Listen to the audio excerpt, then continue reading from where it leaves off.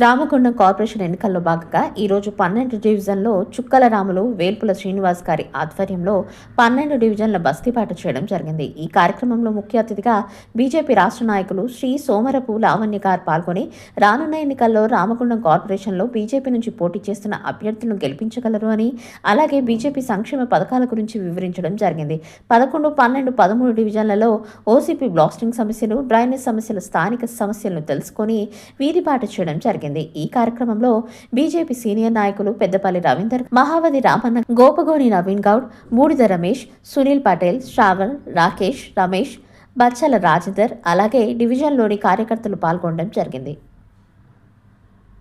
Corporate elections రీత్యా అదేవిధంగా మరి ప్రజల్లోని మరి సమస్యలను తెలుసుకోవడానికి ఈరోజు చుక్కల రాములు మరి 12వ డివిజన్లో మరి వారి ఆధ్వర్యంలో ఈరోజు భారతీయ జనతా పార్టీ పక్షాన మేమందరం కూడా ఈరోజు ఇంటింటికి కూడా గడప గడప కూడా తిరగడం జరిగింది. మరి ఇక్కడ సమస్యలు తెలుసుకోవడం కూడా జరిగింది. అది కొత్త ఏం కాదు మనకి సమస్యలు. దాదాపు 5-6 ఇయర్స్ బ్యాక్ కూడా ఎప్పుడైతే OC3 అండ్ OC5 ఎప్పుడైతే పబ్లిక్ హియరింగ్ లో మనకి సింగరేణి వాళ్ళు మనకి ఏం హామీ ఇచ్చారంటే ఈ ప్రభావిత విఠల్ నగర్ లో ఉన్న చుట్టుపక్కల ఏదైతే దీనికి 10లో ఉన్నటువంటి డివిజన్స్ అన్ని కూడా వాళ్ళు టేక్ ఓవర్ చేసుకుని CSRCD కింద కూడా మరి అభివృద్ధి చేస్తామని హామీ కూడా ఇచ్చారు. మరి అప్పుడు ఇచ్చినటువంటి హామీలు ఇప్పటికి ఎక్కడ కూడా కనిపిస్తలేవు. ఈ రోజు చూస్తుంటే డ్రైనేజ్ సిస్టమ్ ఎంత అధ్వానంగా ఉంది అంటే రోడ్స్ కూడా అసలు చాలా అధ్వానంగా ఉన్నాయి. అదేవిధంగా అన్నిటికన్నా ముందు ఈ బ్లాస్టింగ్స్ ఏవైతే ఉందో పరిమితికి మించి కూడా ఎక్కువ ఎక్స్ప్లోజన్స్ అవుతున్నాయి.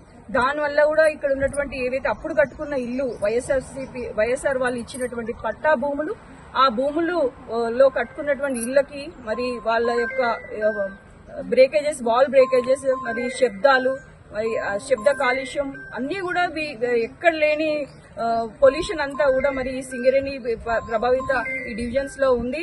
సో మేము భారతీయ జనతా పార్టీ పక్షాన మేమందరం కూడా ఈ రోజు ఇప్పుడే కాదు ఎప్పటికి కూడా మేము ప్రజల పక్షాన పోట్లాడతాం.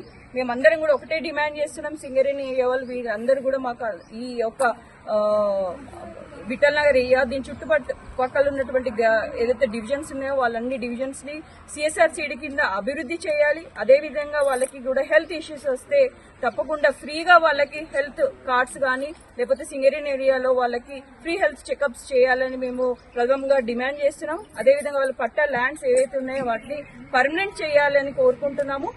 అదేవిధంగా వాటర్ కూడా మరి వాటర్ తాగడం వల్ల కూడా వివిధ రోగాలు కూడా వస్తున్నాయి. So kidney patients, dialysis patients, cancer patients కూడా ఎక్కువ అవడం జరిగింది.